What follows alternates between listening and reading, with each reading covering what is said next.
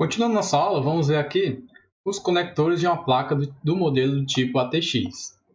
Bom, é fácil reconhecer visualmente uma placa de CPU ATX, mesmo quando está dentro do gabinete. Caso você não tenha a oportunidade, vai fazer a manutenção em algum computador posteriormente, e for perguntado para você qual o modelo daquela placa-mãe, dá para se ver na parte traseira do computador, geralmente, qual o modelo daquela placa. Então, basta verificar na parte traseira do computador os conectores com a disposição mostrada na figura. Se tiver dessa forma, nós temos aqui os conectores para mouse, teclado. Para o mouse geralmente é um verdinho, o roxo é para o teclado. Temos portas USB, porta serial, geralmente são portas para conexão dos monitores, e a porta paralela para conexão de impressoras. Ainda assim, esse é um modelo ATX já bastante antigo, tá? Geralmente hoje em dia não é mais portas seriais, geralmente são portas do tipo HDMI para conectar os monitores. Geralmente não se conecta a impressora mais nesse tipo de conexão porta paralela, mas sim portas USB. Então isso tudo já foi bastante atualizado. Então, da esquerda para a direita, nós temos conectores de USB, mouse, teclado, portas seriais e paralelas. Existe, dentro dos conectores e dos modelos de placa ATX, o que a gente chama de placa off-board ou placa também on-board. A placa off-board se trata do quê? É quando eu tenho componentes que eu posso retirar e conectar para expandir a capacidade da minha placa-mãe. Por exemplo, mais comum, placas de vídeo. Placa de NVIDIA, GeForce. Essas placas de vídeo são conectadas à placa-mãe. Então, elas são um componente externo que você compra externamente, pede separado e conecta ele à placa-mãe. Isso a gente chama de off-board. Então, é fora da placa. Você adiciona essa capacidade de processamento de vídeo, por exemplo, à sua placa-mãe, sem ter que comprar uma nova placa-mãe. Então, esse que a gente chama de off-board. Então, é errado os termos, só para a gente ter mais um detalhe, é errado usar os termos chamados como saída USB, saídas seriais, saídas paralelas. Essas interfaces servem tanto para a transmissão, a saída de dado, quanto para a recepção, entrada. Por isso, o correto é dizer apenas USB, portas seriais e portas paralelas. Então, as portas seriais serviam para ligar o mouse, depois caiu o desuso e foi tudo substituído hoje em dia por USB. Então, aqui, antigamente, você usava essas portas aqui para se conectar o mouse e o teclado. Hoje não, hoje é tudo aí tudo USB utilizado para conectar essas placas. Então, a placa TX com som on-board, que eu falei anteriormente, né? Tem a off-board. A on-board é justamente o oposto. É quando aquele componente já vem pré-instalado na máquina. Já vem na máquina não, na placa-mãe. Então, por exemplo, a placa de som. O dispositivo de placa de som, ou componente de placa de som já vem interno à própria placa-mãe. Ele não é adicionado na forma de um conector. A maioria das placas de CPU ATX possuem hoje um som on-board. É assim que dispensa o uso de uma placa de som. Seria tal qual hoje em dia a gente conecta uma placa de vídeo nos computadores, aqueles computadores gamers, que a gente tem um pouco maior poder de processamento. Hoje, essas placas de som já vêm internas aí nesse modelo de placa-mãe on-board. Então é fácil reconhecer uma placa com som on-board, basta verificar a presença dos conectores de som, com os da parte direita da figura ao lado aqui. Então, nós temos aqui os componentes de som. Nós temos aqui onde conecta os fones de ouvido, fone de saída, microfone. Então, já são componentes que já vêm internamente nesse tipo de placa.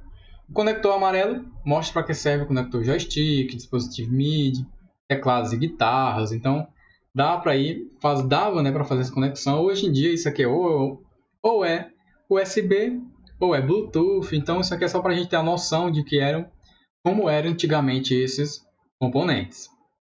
E aqui nós temos outro exemplo de placa-mãe. Percebendo que tem diversos modelos de placa, né, um pouco mais modernos, que mostram aí como é que é ali internamente. Vocês já vão entender o que são esses componentes aqui, um pouco mais altos, onde tem um processador, para que serve esse dispositivo. Já vou adiantando que isso aqui serve para dissipar o calor de alguns chips do próprio componente que está sendo utilizado. Então percebo que já tem a redução de alguns componentes Aqui do lado nós temos onde ficaria a parte traseira, né? Essa placa ficaria na vertical. E aí poderíamos utilizar aqui ela. Então, só uma noção, outro tipo de modelo de fabricante diferente de placa-mãe. Dentro da placa-mãe existe um componente muito importante, que ele vai coordenar todos esses componentes aqui de forma conjunta, né? Vai ser 2 chips, geralmente chama só de um, né? Chip, mas hoje em dia ele já vem integrado, geralmente é um chip só, mas em placas um pouco mais antigas, ou até mesmo mais modernas, dependendo do modelo do fabricante, vem 2 chips. É o que a gente chama de chipset, tá? Então, se você ver uma placa antiga, ele vai estar mais ou menos desse jeito aqui, ó. Vai ter a fabricante, que é a VI, e vai ter aí ele, já vamos ver aí para que é que ele serve, né? O chipset. Então, o chipset é o nome que damos ao conjunto de circuitos de apoio utilizados na placa-mãe. Então, eles vão servir para ajudar a placa-mãe, no caso, a placa-mãe é só o local onde esses componentes estão colocados, né? E o chipset vai coordenar esses componentes. Memória RAM, processador, dispositivo de entrada e saída. Há diversos fabricantes de chipset no mundo, como a Intel, claramente, a VI Technologies, a CIS, a Ali, a Opti, a Nvidia, etc. Existem diversos fabricantes. O chipset é quem define, entre outras coisas, a quantidade máxima de memória RAM que vai poder ter naquela placa-mãe, o tipo de memória RAM que pode ser utilizada, a SDRAM, vamos ver todas essas definições, DDR, SRAM, Rambus, etc., que já são modelos mais antigos do que os atuais. Frequência máxima das memórias e do processador e o padrão de discos rígidos aceito. Então, o chipset vai determinar todas essas características aqui. Ele vai permitir ou negar que possa ser expandido, que possa ser utilizada a capacidade máxima, isso tudo o chipset vai permitir ou não. Então, o DMI, né, que é o Direct Media Interface, é um canal de interconexão entre a ponte norte e a ponte sul dos chipsets. Quando a gente fala de chipset, ele é dividido em 2 partes, que é a ponte norte e a ponte sul, South Bridge e North Bridge. Cada uma dessas pontes, elas podem vir no mesmo chip, ou elas podem vir em chips separados em locais diferentes da placa-mãe. Então, o nosso chipset ele vai fazer o controle das memórias, como temos aqui na figura, ó, de dispositivos DMI, né, Direct Media Interface, dispositivo de placa, conectores de placa, o processador. Então, percebo que o chipset vai estar entre todos esses componentes fazendo a comunicação entre eles em relação à placa-mãe, né? Então, é o sucessor da arquitetura FSB, fornece um canal de 10 GB direcionais, 10 gigabits bidirecionais, né, de transmissão. E temos aí outros componentes internos, que é o QTI, Keep Path Interconnection, são pontos de interconexão de 20 vias. Então, essas conexões aqui, ó, entre os componentes, processador e chipset, memória RAM e chipset, DMI e chipset, utiliza esse QTI. Claramente, isso aqui também já é de modelos antigos. E esse GT/S, né, Gigatransfers por segundo, a capacidade de transferência de informações por segundo. A ponte norte e a ponte sul, né? O chipset é formado por 2 chips, indicados como N e S, aqui na figura. Ó. Nós temos o chip N. Nesse caso, desse modelo de placa-mãe, o chipset são 2 chips. Tá? Um vai ser o chip norte, daqui da placa norte, e o sul, indicado pelo S aqui na figura. Ele pode ser, dependendo do modelo da placa-mãe, um chip. Nesse caso aqui são 2. Então, qual a responsabilidade da ponte norte, que é uma das partes do chipset? Ele controla o tráfego de dados entre o processador, a memória e o slot AGP. Então, o vídeo on-board, quando presente, está na ponte norte. A AGP é a placa gráfica aqui, quando ela for on-board, né? Quando ela já vier pré-instalada na própria placa-mãe. Então, essas são as funcionalidades principais da ponte norte. Anotem aí, fiquem atentos a esses conceitos. Então, tráfego de dados entre o processador, a memória e o slot de placa de vídeo, geralmente é feito pela ponte norte. A ponte sul faz o quê? Ela controla o barramento PCI. Nele ficam também as interfaces USB e as interfaces IDE. Também inclui som on-board, modem on-board, né, conexão de rede, e a rede também on-board. Então, a ponte norte fica sempre localizada, se atentem a esse conceito, entre o processador, perceba que o processador está aqui, e o slot AGP. Posteriormente, nós vamos ver o que são esses slots, esses barramentos aqui, tá? Barramento PCI, nós vamos ver cada um deles. Por enquanto, vamos ficar com esses conceitos aí de forma superficial.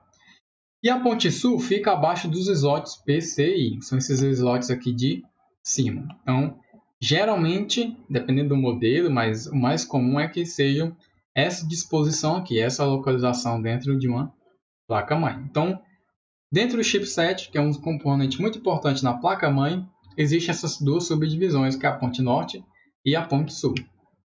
Aqui nós temos o exemplo da divisão, né? Um chip de placa de chipset, fazendo o controle aqui dos processadores, placa de vídeo. Aí tem os conectores responsáveis, ó. DVI, HDMI, TV, para conexões de TV e de monitores de tubão ainda antigos, né? Controle de memória, controle de placa de vídeo, de barramentos de transferência de informações, áudio, isso tudo a placa da ponte norte. E depois nós temos aqui a conexão com as portas USB, transferência de dados aqui do HD, transferência paralela, serial, né, do HD, dependendo do tipo de HD, a interface PCI, isso tudo feito pela ponte sul. Então nós temos aqui a ponte norte e os seus componentes pelos quais elas são responsáveis, e a ponte sul e os componentes pelos quais ela é responsável dentro da nossa placa-mãe. Então a ponte norte é um chip quente. Então justamente aqui nessa figura aqui, ó, nós tínhamos esses componentes aqui, que tem aqui, geralmente são de alumínio, estão em cima de um chip. Como a gente sabe que os chips são os componentes internos são quentes, e que o poder de processamento dele vai determinar isso, né? Quanto mais ele processa, e dependendo do ambiente, ele vai estar em alta frequência, e isso vai gerar temperatura, então eles precisam estar sendo resfriados a todo momento. Isso aqui é um dissipador de calor. Ele é feito de alumínio, tem algumas partes vazadas. Então, o alumínio vai ajudar a tirar essa temperatura daqui e fazer com que o ar circule, retirando o ar quente e trazendo o ar frio, com auxílio dos coolers e das ventoinhas aí do próprio gabinete. Então, atualmente a ponte norte opera com velocidades bem elevadas, né, aí de frequências, né, de gigahertz, de megahertz, geralmente. Maiorias que há poucos anos atrás, né? Se observarmos uma placa de CPU de 1999 ou anteriores, veremos que a ponte norte não possui dissipador de calor, como tem aqui, ó. Aqui tem já, né? Por exemplo, esse aqui não tem dissipador de calor, porque a frequência que ele operava era bastante pequena e isso não gerava problemas. Mas a partir aqui desses outros modelos, percebemos que já tem um cooler em cima só para esse componente e já temos aqui também a ponte norte, outro componente. Então é outra forma de saber quem é a ponte norte e a ponte sul, é onde tem o cooler aqui em cima desse chip que não é o processador. Então, mas nas placas atuais, a ponte norte usa sempre um ventilador ou um dissipador metálico de calor. Não se preocupe com esse dissipador ou ventilador, ele já vem instalado de fábrica, então já vem pronto aí. Tal qual nós temos aqui o modelo, um dissipador metálico. Então, nós temos aqui também, é provável que seja ou chips da ponte norte, aqui o chip da ponte sul, responsável, ponte norte, aliás, né, que é o mais quente, e da ponte sul aqui um pouco menor, responsável pelo resfriamento. Então, a estrutura de uma placa de CPU, né, como é que é dividida? Então, o chipset é o sistema nervoso do computador. Apesar do processador ser o cérebro, né, mas o sistema nervoso não é composto só do cérebro, é composto pelos nervos, e todos eles são interconectados com todas as partes do corpo. É a mesma coisa que o chipset vai fazer, interconectar todos os componentes e com isso facilitar a comunicação entre eles. Então a figura ao lado mostra o diagrama de uma placa de CPU. A ponte norte faz a ligação entre o processador, a memória e o slot AGP, monitor, aqui também memória. E a ponte sul controla os slots PCI e possui as interfaces IDE, as interfaces de interconexão com o HD, ele faz essa interconexão, placas de rede, um cabeamento de rede, ou dependendo aí se for placa wireless, geralmente notebooks também, portos USB, som e os barramentos PCI, tá? Então, aqui tem a divisão bem clara de que cada ponte do chipset faz em relação à CPU, tá? Então, vamos ver aqui um exemplo. Se você quer ouvir um MP3, aí um arquivo de música no seu computador. Suponha que você clicou no arquivo MP3 armazenado no seu disco rígido e o Windows Media Player reproduziu a música. Esta simples operação envolveu o chipset várias vezes. Vamos ver como funciona. Primeiro, o arquivo MP3 é lido para a memória. Então, ele vai ser lido aqui para a nossa memória. Tem aqui a informação sobre isso. Através da interface IDE, passando pela ponte sul, depois pela ponte norte. Então, ele vai para cá, fazer esse caminho e vai passar para a memória. O som MP3, aqui nós temos em B, é compactado, por isso precisa ser descompactado pelo processador. Então, em B, ele vai da memória e vai ser descompactado pelo processador. Em C, aqui o processador armazena na memória o arquivo já descompactado. O processador fez o trabalho, vai e traz de volta para a memória. A placa de som pode buscar o arquivo na memória e reproduzi-la. Aí ele vai de volta aqui, ó, em D, vai e leva para a placa de som responsável pela execução do arquivo. Note como todas as etapas envolvem a passagem de dados pelo chipset. Então, passa tanto pelo chipset da ponte norte como o chipset da ponte sul. Tá? Então, para finalizar essa aula, nós temos aí uma relação conceito básico, que é o da BIOS, que é Basic Input Output System. É um chip muito importante para os computadores, porque ele faz, toda vez que a gente liga o computador, ele faz uma varredura em todos esses componentes da placa-mãe e os componentes externos que estão conectados, para saber se eles estão funcionando de forma correta. E aí ele faz essa verificação em toda a placa-mãe possui esse pequeno chip, que é a nossa BIOS. Também, conforme manter as configurações básicas, fazer os controles de leitura de temperatura, por exemplo, em que momento eu vou ter que desligar o computador se esquentar muito, manter as informações de data, de hora, isso tudo na BIOS. Então, a BIOS é o primeiro programa executado pelo computador a ele ser ligado. Sua função primária é preparar a máquina para que o sistema operacional, que pode estar armazenado em diversos tipos de dispositivos, HD, CDs ou pendrives, possa ser executado. Ele vai fazer essa verificação se o SO está funcionando bem. Então, a BIOS é armazenada no chip ROM, né? Read Online Memory, ou memória de somente leitura, porque eu não posso fazer alterações na minha BIOS. Ele já vem de fabricante as informações que ele precisa ter. E é localizado na placa-mãe chamado de ROM BIOS. Tá? Então, é um chipzinho muito pequeno que a gente consegue localizar ele facilmente na placa-mãe. Então, esse aqui é o chip relacionado à BIOS, que está um dos componentes que estão conectados, fixados à nossa placa-mãe. Então, até a próxima aula.